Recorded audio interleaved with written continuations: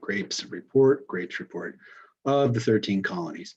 This is the way the 13 colonies look like at the end of the French and Indian War, known in Europe as 7 Years' War, known to some historians as World War Zero, because it was a war that encompassed the entire world. However, it was mostly between European powers and their allies.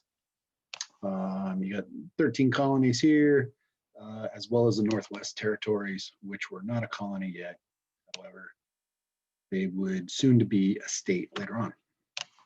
These are the state standards. There's a lot of them. It's a little longer. All right, geography. Geography, the colonies can generally be split up into 3 different regions: New England colonies, the middle colonies, and the southern colonies. And the reason we split these up geographically is because it comes into play. The geography tends to inform the economics, and the economics tends to inform the politics. So in the north, a lot of rocky soil. The Appalachian Mountains come straight up through here. You have White Mountains, Green Mountains. I don't know what's in Maine, but it's very mountainous. Cold winters, yes. Having grew up in the region, it's not uncommon to have 2 foot of snow overnight. It happens rather quickly. It gets really cold. Mild summers. I don't know how mild they were. I remember being hot a lot, but that was before the days of centralized air conditioning. So I don't know, maybe. And then moving on, middle, those are these. They exist on the coast. They have inland mountains. The mountain ranges kind of come up this way and then take a hook like that. So the mountain ranges in the middle colonies they're over here. There's a lot of coastal plains. They do have cold winters, but they do have warm summers as well. It's also known as the breadbasket of the colonies. They grow most of the food up here in the New England area. Yeah, you can grow food. However, the soil is so poor and it's so rocky that it's mostly subsistence farming. You can grow enough food for your family. You can't grow enough food to sell for the family next to you. But in these middle colonies, you absolutely could. Now in the south, warm winters, hot summer, yep. Deep, rich soil, yes. However, the soil here is used mostly for cash crops. Not a whole lot of food crops going on. It was mostly cash crops. Originally tobacco, later on cotton, but not a lot of food. Now religion, for the most part, the colonies, because they were English colonies, they were Protestant nation. Now, if you remember from the lesson on Europe at the time, Europe was mostly Catholic. The French, the Spanish, they were Catholic nations. Portugal was a Catholic nation. They're spreading Catholicism all around the world. However, here in North America, mostly English, mostly Protestant. The Puritans, they wanted a pure religion.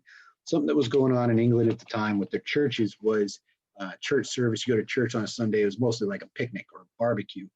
All your neighbors, it was the only day anybody really had off. So all the neighbors, all the townsfolk, they get together, they bring some food, they play a bunch of games, have a lot of fun, get rowdy.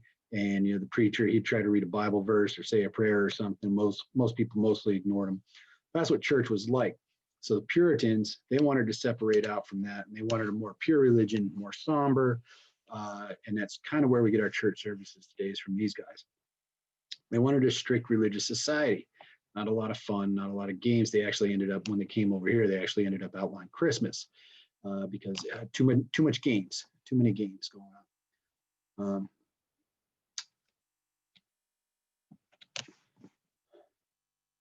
So one of the main figures in this time was this guy named John Winthrop. He was the governor of the Massachusetts Bay Colony. This was a pretty big area. He was the governor. He had a strong religious intolerance. Something with these Puritans, these Pilgrims, these separatists, something that happened with them was they were persecuted. People didn't like them. They were too serious. They were trying to shut down all the Sunday fun day games. Um, so they were kind of ran out of England a little bit. They went over to the Netherlands a little bit. The Dutch didn't like them either, so they came over here seeking religious freedom. At the same time, they set up their own religious intolerance. They would run people out for being too Puritan or not Puritan enough. It's also where this term "city upon a hill" came from. Um, they likened themselves to a beacon on a hill, shining forth bright to the entire world as an example. If you guys follow the news, you might see this term pop up here and there over the next few days. Quakers was another group. These groups, they were pacifist, meaning they didn't like to fight, they didn't like war. They did participate in some of the wars, but they would participate as medics or medical personnel, where they would go in and they would help the wounded and care for the wounded during a time of war. They wouldn't carry guns themselves. Is founded by a guy named William Penn, founded in Pennsylvania. That comes into play as Pennsylvania is one of the colonies, and during the Revolutionary War, the Quakers, they were pacifists. They didn't want to fight. They're trying to find other ways around fighting. Then there was also a movement called the Great Awakening. This created an evangelical. Evangelical means they would go out and they would preach, and they would preach revivals and come back to God, kind of movements.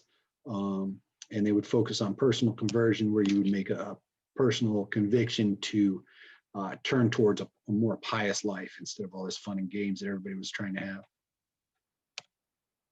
Moving on, some of the achievements, the Enlightenment, that happened at this time. This happened in England, or it happened in Europe, happened in America during this time. Basically, what they were saying was learning and reasoning are the key to overcoming society's problems. If you can think through a problem, you can solve that problem. And that's what a lot of the issues were about, whether scientifically or morally, whatever. If you can think through it, you can solve it. John Locke, he was one of the main instigators, or one of the main thinkers, one of the main philosophers during this time. He influenced American politics. He influenced the politics of the 19th century through his idea of natural law. Remember from last year, maybe natural law is the law that we would come up with if we were just to live on our own devices. If we just had to live together and come up with laws, that would be the natural laws. That is, I have a right to defend myself, but I don't have to have the right to chase you down for a supposed crime. I don't have a right to vigilante justice. I can avenge myself, but I can't just chase you around and smack you around. Also, the social compact. Social compact is the idea of how we live together. When the Pilgrims first came over, or the Puritans or the Separatists, or whatever name you give them, when they first came over on the Mayflower, it wasn't all just puritanical or purist people. There were fortune seekers, there were criminals, there were just everyday average guys on that ship. And when they landed, they said, "Hey, we need a way to get along, because all our ideas don't go together." So they came up with what's called the Mayflower Compact. That was a social compact. That was just an idea of how different people are going to work together and live together, and that the government itself, the rulers, they get their power from the ordinary, everyday average people. Just like in a classroom, I can't get up and teach if the students don't let me teach, right? It's the same thing with governments. Government can't rule, or government can't govern unless the people allow them to do so. For those of you following the news, you might have seen something like this happen last week. All right, Montesquieu, he was another philosopher, 18th century French. He believed in separation of powers. Separation of powers means you split up the government into different bodies that have different competing powers. For instance, in our system of government, we've got the legislature, which creates the laws, right? That's Congress. We also have the executive branch, the president, or on the state level, the governor, who enforces those laws. And then we have the judicial branch, which judges those laws. You don't want all that power vested in one person or one group of people, right? You don't want me to be the guy who makes the rules and then enforces the rules and also judges whether or not you follow the rules, because you're going to have a pretty miserable life if I got to do that. If you just let one person have all of that power. Again, if you're following the news, it's something that might pop up. All right, political. Because of all these, because of this age of enlightenment and these different thinkers, there was new political thought coming through. This idea of self-determination, glorious revolution. Let's see if I can move me a little bit here. There we go. The Glorious Revolution, 1667, I think. Not too much on British history. Anyway, they removed the king from power. And then King quickly came back into power a few years later. But the people rose up and did that. And then the English Bill of Rights, again, the people rose up against the king and created this Bill of Rights, which limited the power of the monarchy. Something else that was going on at the time was this idea of salutary neglect. What happened was, for about 150 years or so, England didn't do much with the American colonies. It just kind of left them on their own, left them to run themselves. Now, they were still considered British people. They're English citizens, Englishmen. But at the same time, the Crown and Parliament wasn't doing a whole lot with them. So at the time of the Revolution, that started to break down. They started getting more laws passed and everything, which infringed on the colonial people, and they rejected that. Colonial governments kind of fell into three different types of governments. You had a royal government, which was governed by the monarch, proprietary, which was charters granted to one person or family. That was Pennsylvania. For instance, Pennsylvania was a proprietary charter. And then regular charters, which were chartered to businesses. Now, by the time of Revolution, these proprietary charters, the families had kind of gone away, as well as the companies for the charters. So most of what was left was a royal government set up by the king. And it wasn't nefarious or anything. It just kind of, that's the way it fell. So the king was running things, which before the king had not.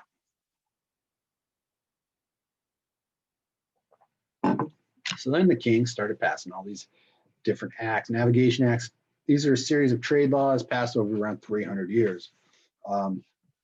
It was slow over those 300 years.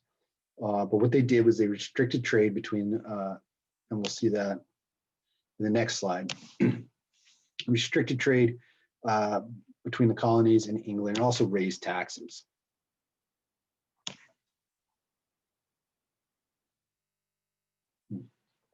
So these economics, mercantilism, reduce imports, increase exports. England, colonies, and between the England and the colonies would send the raw materials to England, right? You got the timber, the lumber up north, the fish, you got some food from the middle colonies, and in the south, you have cotton and tobacco. They would send that to England, and then England would make, the people in England would make the goods, they would make the furniture, they would make the clothes, they'd make the cigars, and then they'd send them back to America. This is kind of the triangle trade: sugar, tobacco, cotton to Europe, manufactured goods to Africa and America, and slaves over into the Americas. This little arrow point here, it's a little misleading. Most of the slaves ended up down in here. Out of the 4 million slaves to leave Africa, 400,000 ended up in North America. The other 3,600,000 ended up in the Caribbean and South America. So it's a little misleading, but that was the basics. All right, up in the north, the New England colonies. Up here, mostly fishing and logging. Not a lot of big farms, so they got the natural resources that they had.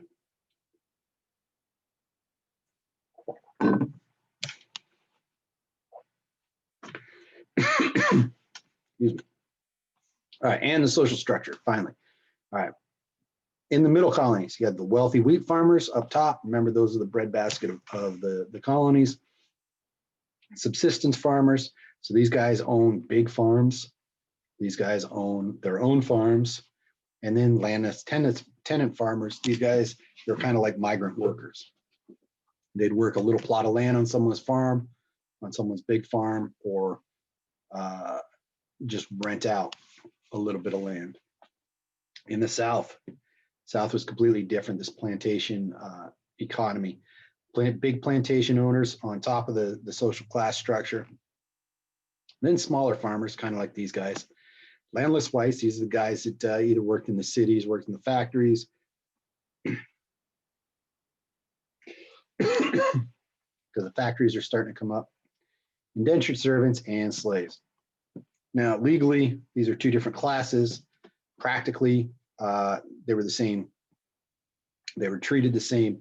The difference being indentured service, their term of service would end. With slaves, their term of service never ended. They were for life.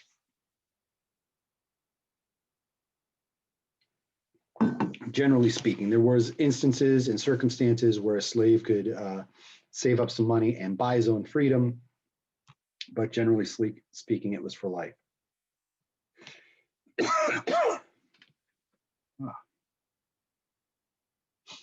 And that's it. If you have any questions,